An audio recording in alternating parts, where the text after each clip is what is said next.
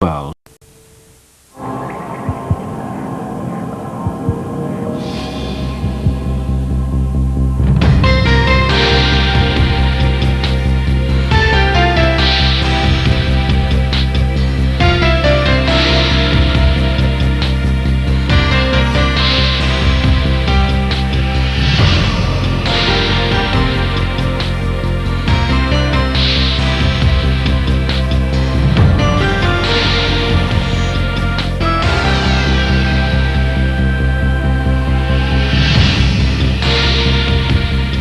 Hello, welcome to Tomorrow's World. Tonight, news of the operation that could free thousands from the kind of agonising neck pain that can lead to paralysis. It's a story we'd hoped to show you in January, an artificial neck joint made from stainless steel. Up to now, treatment has meant fusing vertebrae together, which can restrict movement. Well, the new joint prevents paralysis and keeps the neck flexible. From the frozen seas of eastern Canada, the iceberg-proof oil rig. And there's the strange tale of the fish, the aerial and the scientist. And we start with that iceberg story. In 1912, the first unsinkable ship, the Titanic, sank. It was a victim of the notorious Iceberg Alley off the eastern coast of Canada. Well, now the oil company Mobil plans to anchor the first oil rig in the area. The icebergs are still 20 stories tall. Vivian Parry set sail for Canada to see the first unsinkable oil rig.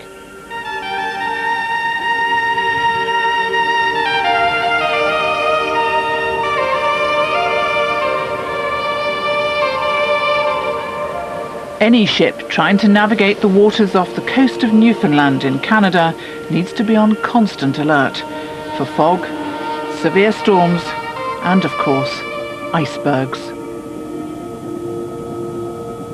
So when oil was found in these iceberg-infested waters, the engineers had a real headache on their hands. Before they could design an oil rig to operate safely in these waters, they had to get information about the location and size of the icebergs. To help them, they turned to some expert iceberg spotters. We don't make the approach in Providence. Have to execute. The International Ice Patrol was set up after the Titanic disaster to monitor the icebergs travelling from the glaciers of Greenland down through Iceberg Alley.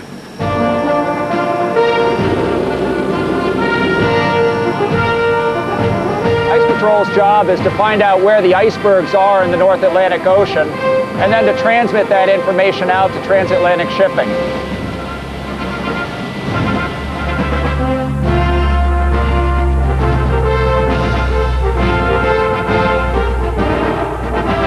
We use two different radars on board the plane to determine if indeed radar contacts we see are even icebergs. There are ships out here, there are fishing vessels out here, even whales. Anyone trying to navigate Iceberg Alley today is dependent on the services of these men, and that includes the oil rig operators. Roger, got an unidentified target. The Ice Patrol aren't just giving the operators early warning of oncoming icebergs. Their data collected over many years is essential if you need to know how big bergs might be or how often they come to the area. Small dry dock berg, very close to the limits. And here's the oil rig that's going to have to survive in those iceberg-infested waters. Using information from those reconnaissance flights, the engineers at the oil company worked out the likelihood of the rig being hit by an iceberg. They calculated that the rig would be hit once every 10 years and that the biggest size of berg would be 5 to 6 million tons. Now just imagine a 20-story moving building coming towards you, 100 times the weight of the Titanic, and you just about got the picture.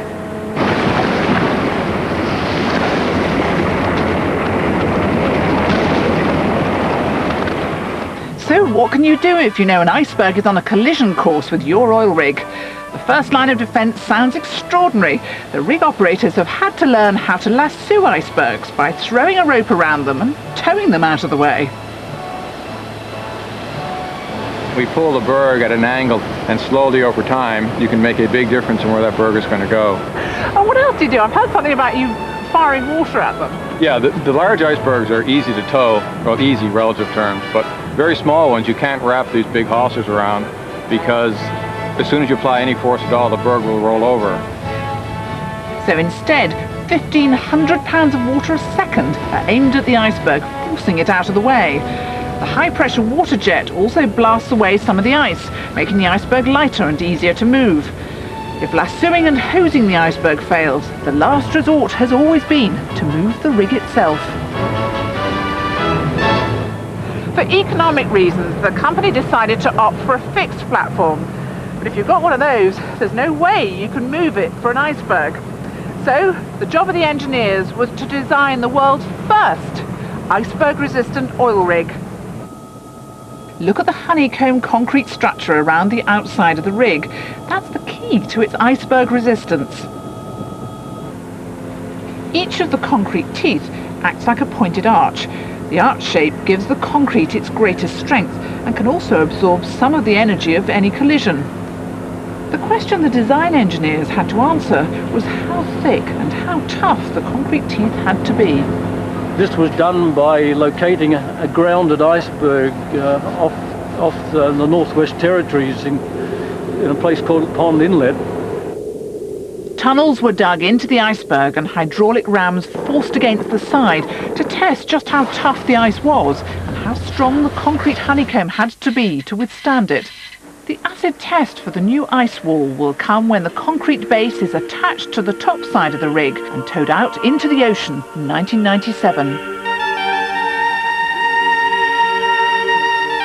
It's only then that we'll know if all the tests and calculations have got it right, and if, should that once-in-10-year collision happen, the rig survives, or goes the way of the Titanic. Now, most of us have had to put up with a stiff neck at some time or another, but thousands suffer agonizing neck pain, often caused by a damaged disc in the spinal column. In extreme cases, there's a very nasty complication where pressure on the spinal cord can actually lead to paralysis. Now, traditional surgery fuses together a number of vertebrae, which stops paralysis, but at the price of restricting movement. Well, now in Bristol, surgeons have developed a radical new approach, an artificial neck joint, which could give patients their freedom again.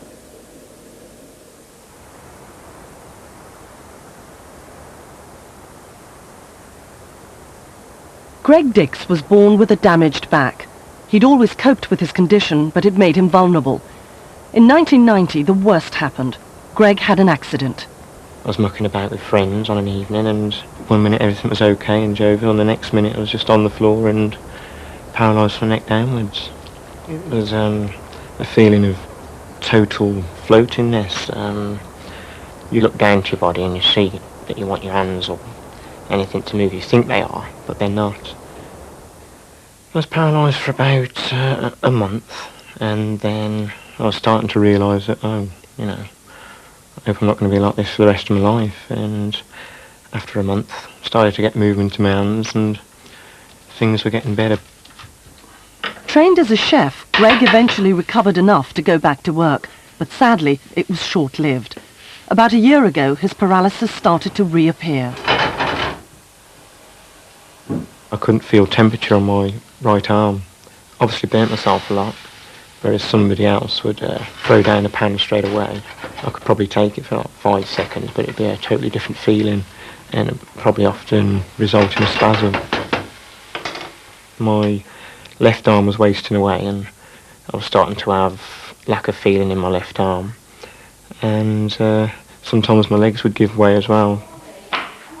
Despite Greg's symptoms getting worse by the day, he didn't realise how urgently he needed treatment until he was referred to consultant neurosurgeon Brian Cummins. He was in a very serious condition and going downhill fast. There were, on his scan, multiple problems.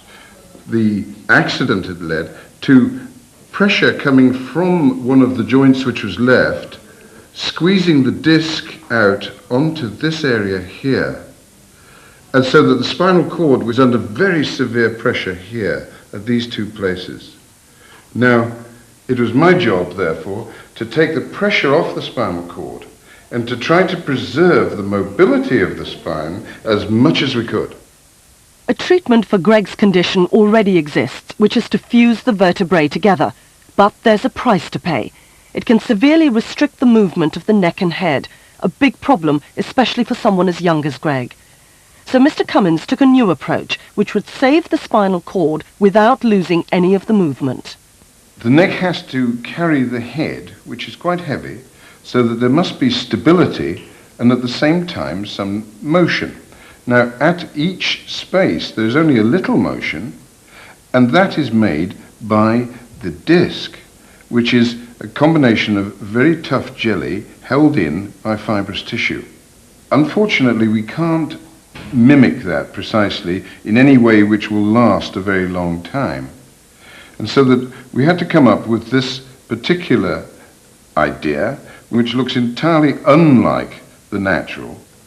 Although it looks nothing like the disc, Mr. Cummins decided that this stainless steel joint could do the same job. The two sides fit together loosely to allow it to move, and it's this flexibility which is the key. During the delicate operation, the damaged disc would be removed and the joint screwed into the vertebrae on either side. It was pioneering surgery with all the inherent risks. 3 months ago, Greg was faced with a tough decision.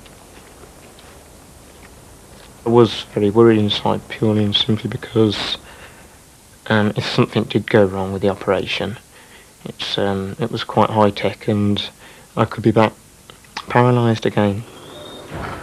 We've got a young man here who is becoming paralysed, not only in his legs but also in his arms. And you know that it's going to be tricky, but you know you're going to do your best. Before he can fit the new joint, Mr. Cummins has to pinpoint the exact place where the cord is under pressure. The opening is made in the front of the neck so that the vertebra can be exposed without damaging any of the nerves in the spinal cord. I take a high-speed drill and I drill down between the vertebrae, cutting the disc out until I've got the precise size of hole which I need. I then take out the pressure on the spinal cord using the operating microscope and drill down so that the spinal cord is released and the nerve roots are not compressed. Then I put in the joint. And that can sometimes be a bit tricky because it's a very tight fit. We have to actually hammer the joint home. That's it, you're on the way, Chris, I think. The joint in place, everything seems to have gone smoothly. Good. Let's see what you can do. Squeeze my hand tight. Brilliant. Pull up hard towards you, Greg. Push me away now, laddie. Good. Now, this is the weak arm, isn't it? Okay, squeeze my hand tightly. Tight. Pull up hard towards you. Push me away now, laddie. When I saw him immediately after operation, I knew that we hadn't done him any harm. In the next few days, because he's such an excellent, trying young man, I knew that we were going to win. And it's really nice to see a young fella who, I hope, will go on to lead a virtually normal life. Now, just 3 months after major surgery, Greg is back to work full-time. He's taking his first steps to full fitness and is starting to exercise again. I always hesitated on doing things that I really like doing because obviously my one side wasn't going to build back up again. But now I'm more optimistic and I feel as if I can just go and get on with my own life now because I'm not going to waste away. And the good news is that Greg's condition continues to improve. Now, if you need to find out more, the National Back Pain Association are running a special hotline, and their number is 0181 977 5474. That's 0181 977 5474. And the lines are open until 9:30 tonight. And you can find their address on CFAX page 623. Coming up, grieving in the 21st century with the internet's virtual memorial garden. And the fight for the new dawn. Where precisely will the sun rise first when the new millennium comes? But before that, a tale from the riverbank. A tricky scientific question is being tackled for the first time. When the fish aren't biting, where are they hiding? Philippa Forrester reports from deepest Dorset.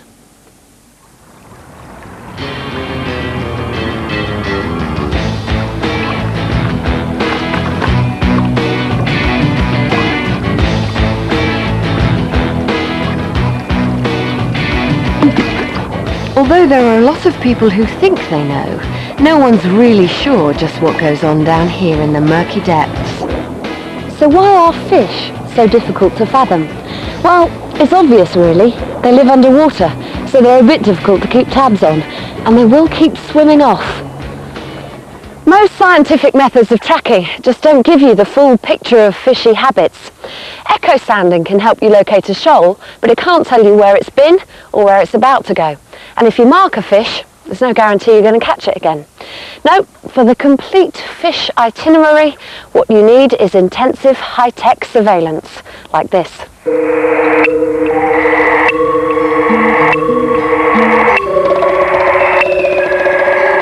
Fish scientist Stuart Clough is using radio tracking technology to monitor every move made by his favourite fish, dace. Dace are one of Britain's commonest fish species. That's why they play an important ecological role in our rivers. But their numbers are on the decline. So to shed light on why, Stuart's been following a select few in search of their favourite habitats.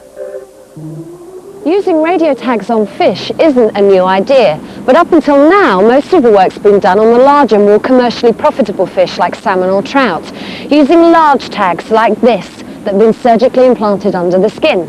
But by working with an electronics company, the team here at the Institute of Freshwater Ecology have adapted these tiny tags, originally used for birds, so that now even the diminutive dace can be tracked. They're not in there, they're in this side. Working in a unique lab with the river flowing right through the middle, Stuart can study his dace at close quarters. There's a tagged one in here somewhere. There it is. Is that it? Oh yeah, that's it, yeah. The tag's specially designed. It has a tapered leading edge, so it's streamlined, and the antenna's just long enough so it doesn't quite reach the tail fin and doesn't rip the tail fin. Yeah, in fact, its weight is less than 1% of the fish's body weight. The tag and a balance weight are carefully stitched on so as not to hurt the fish. In 3 months, the stitches dissolve and they both fall away. So have you got any out there at the moment? I have, I've got several out there. I released one yesterday. It's about 1.5 miles upstream, so we'll go and find that, shall we? Can we do that now? Yeah. All right. How many miles do you walk in a day? It varies. 10, 12 some days. And Stuart's dace detection has already revealed new fish facts. Until he started his tracking, nobody knew that dace are in fact daily commuters, safe in mill streams during the day and only venturing out into the main river where the predatory pike live under cover of darkness. How far have we come? We're about 1.5 miles now from where the fish was released. How fast do they travel then? When I've been out with them before and tracking while they're moving, they move at a real brisk walking pace. Ooh. So how far away do you think he is? I don't know, he was here yesterday, but he doesn't appear to be here now. Oh, there's something. What is it? It's very faint. It's very faint, but it's there. Probably somewhere in the distance on that one. Okay. Yeah. Close? Close, definitely close. How close? Like in Very here close. close? Yeah, it's down here somewhere. I don't see a thing. Well, he's there. He's definitely there. The dace were really difficult to see because they changed shade to blend in with the surroundings, camouflage. But with the underwater camera, we got a closer look and realised that Stuart's one tagged fish had led him to a previously unknown spawning ground and to hundreds more dace. Stuart's dedication to the dace and their travels is just the sort of information needed to protect their habitat. He's shown that they rely on places like ditches and mill streams, so the river authorities won't fill them in. In fact, the National Rivers Authority has already picked up on the tiny tags. They're using them to find out more about chub, and unlike the commuting dace, they found 2 chub that stayed in the same spot for 7 weeks. So who knows what other scaly secrets Stuart's tracking might reveal about the roach, or the zander, or the black-winged hatchetfish. What about the clown barb of Borneo, or the American pumpkin seed fish? Now, a story about the modern way of death. Already in California, you can find gravestones with built-in videos of the lives they commemorate. Well, now there's an idea that at first sight seems even more bizarre. A computer-based memorial garden that exists only on the worldwide computer network, the Internet. But I found out that virtual epitaphs can be a real help to people who've lost loved ones.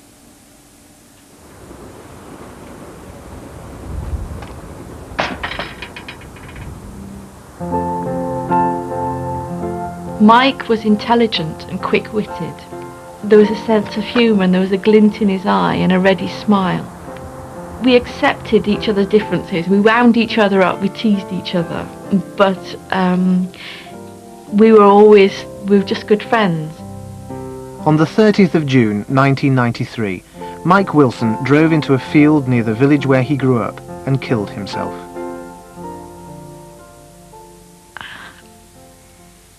He died alone, not knowing that people cared about him, which I think as a friend or as anyone who knew him, that stays with you, that he didn't know that we all cared.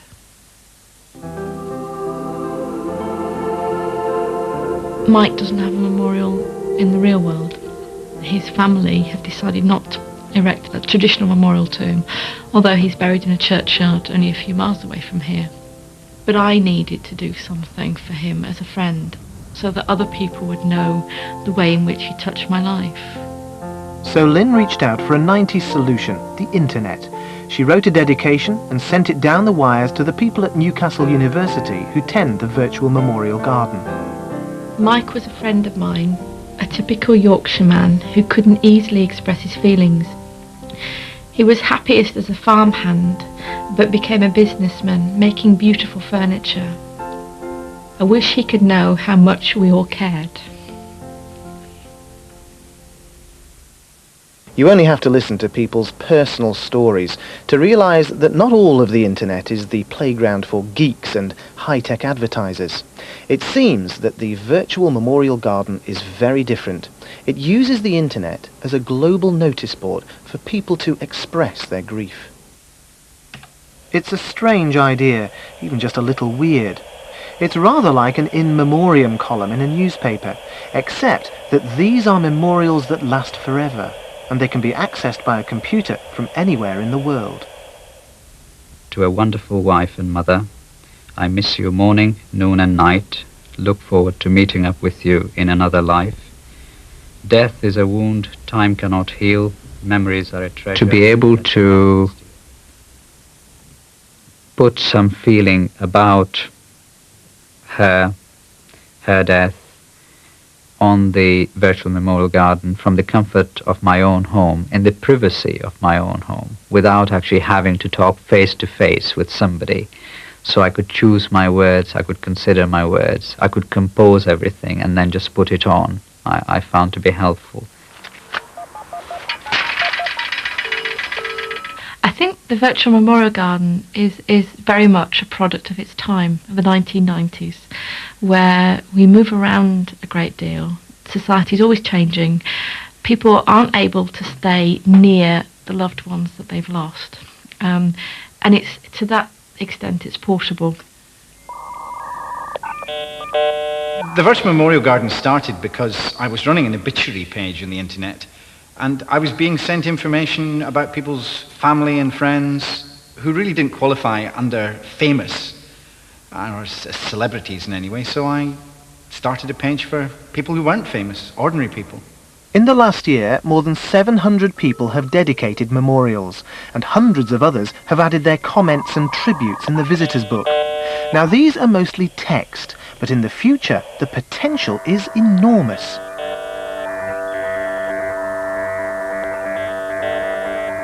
The virtual memorial garden could become a huge archive.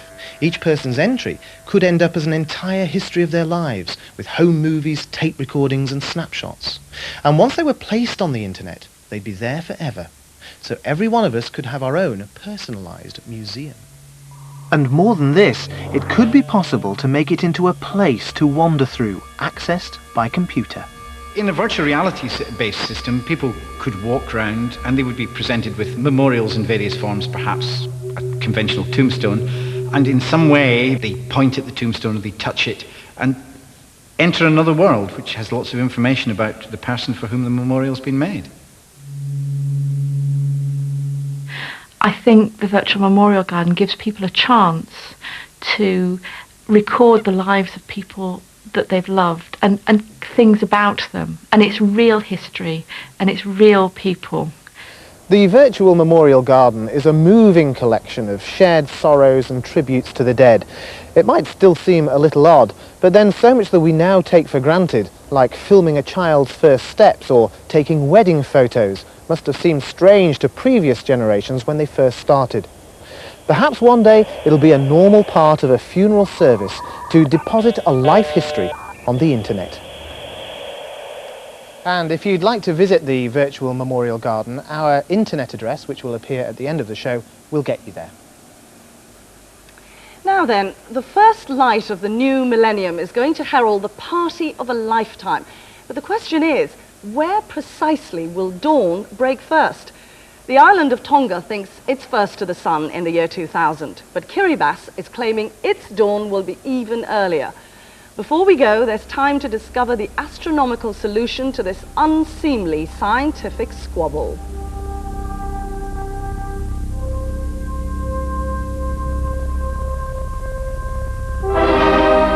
Tonga in the South Pacific was looking forward to cashing in on the dawn of the new millennium. Hotels have been taking bookings on the basis Tonga will be the first place on Earth to see the sun.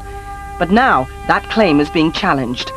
To be in the running, you have to be just to the left of the dateline, 12 hours ahead of GMT and the first place in the world to start each new day. The Kingdom of Tonga looked unbeatable. It straddles the dateline, though its clocks are set to the left of it. But a rival muscled in. A New Zealand entrepreneur started marketing the Chathams as the place to see first light. Then a late bidder emerged, the Kiribati Islands. They used to straddle the dateline, but last year they announced the line was being rerouted to the right, so the islanders would be on the same day, placing Caroline Island in prime position.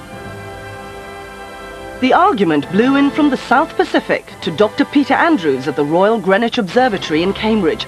He was asked by the Chathams to settle the row once and for all.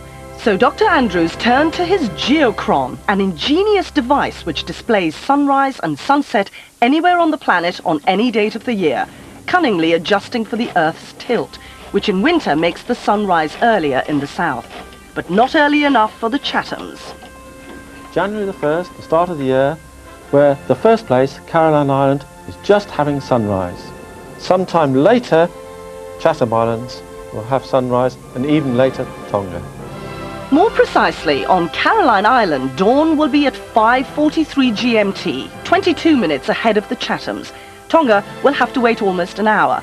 But they're all behind the real winner, an icy patch of land in Antarctica, which will see the dawn of the new millennium hours before the balmy South Pacific. So, Tonga or the Antarctic for you then? Oh, no, a nice quiet evening in at home in Surbiton for me, I think. Anyway, that's all for tonight. See you at the same time next week. Good night. Good night.